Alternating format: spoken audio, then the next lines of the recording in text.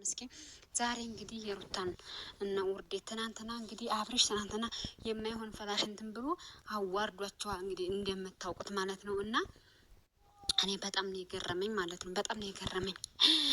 እኔ አስቦ ወንድ ጋር ነው እንደ ሄዳ እንትን የምትለው እውነት ለመናገር እግዚአብሔርን በጣም እኮ የምታሳፍሮች ሩታ የሚዋት ማለት ነው።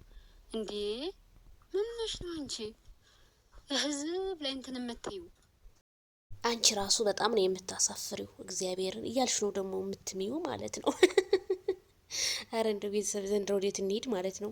ይሄ ቪዲዮ ላይ ሼር እያደረጋችሁና ይቺ ልጅ በጣም እግዚአብሔርን እያለች እየማለች የሩታና ዳንኤል አልጋ ላይ ተኝተዋል ብላ ነው እያስተላለፈች ያለችው። እና ምን አይነት እንዴት ከየት አመጣሽ ይህን ፎቶ? ምን አይነት መረጃ አለሽ? እኛ ቅንብር ዘንድሮ እንደሆነ ሚዲያውን አሳብዶታል። ቅንብር እንደሆነ ፍላሹማ ውሸት ሆነ እኮ የፍላሹ ነገር ውሸት ሆኗል። ምንም አይነት ስለ ፍላሹ መረጃ እንደሌላቸው ነው እየሰማ ነው። እና ግን ዳንኤል በነገራችን ላይ ከሩታ ጋር ልሁን ያለው የሆነ ነገር ለመጠምዘዝ እንጂ እውነት ሩታን ፈልጓት አይደለም። እውነታውን ስነግራችሁ ማለት ነው። ግን አሁን ላይ ከየት ነው የሰማሽው? እኛ አልሰማንም። ከየት ሰምተሽ? እውነት አልጋ ላይ ተኝተው እንዴት ሩታ ልታረገው ቻለች? ሩታ ይሄን ነገር ታረገዋለች ብዬ እኔ አላምንም። ምን መሰላችሁ? አንደኛ የልጅ እናት ናት።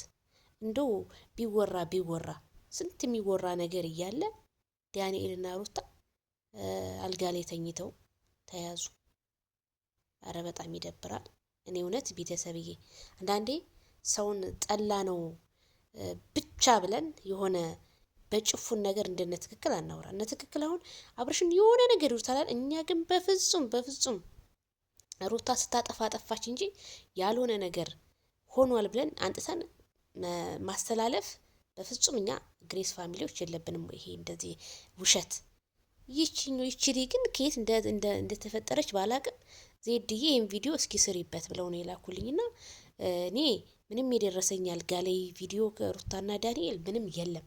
ምን ልስራ እኔ በውሸት እንግዲህ አዎ ተኝተዋል ብዬ መውራት አልችልም።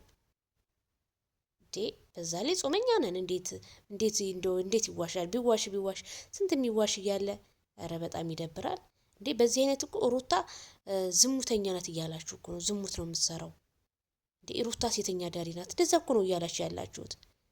እና ይሄ ሊሷን ሳያት ደግሞ ብዙ ጊዜ የሩታ አድናቂ ነኝ ነው የምትለው። ግን ደግሞ ይሄንን ቪዲዮ ሰርታለች እንዴ። እነ ትክክል ግን ምን ነው ረጋ ሰከና አትሉም እንዴ? ሩታ እንወዳታለን፣ እናከብራታለን። አድናቂዎቿን ትላላችሁ ደግሞ እንዲህ ሲሉና ደግሞ ተዳንኤል ጋር ትኝታለች ትላላችሁ። ምን አይነት ነው? እኛ እኮ ራሱ ግልጽ አልሆነልንም ቤተሰብና እኔ ምንም የሰማሁት ነገር የለም። ውሸት ነው።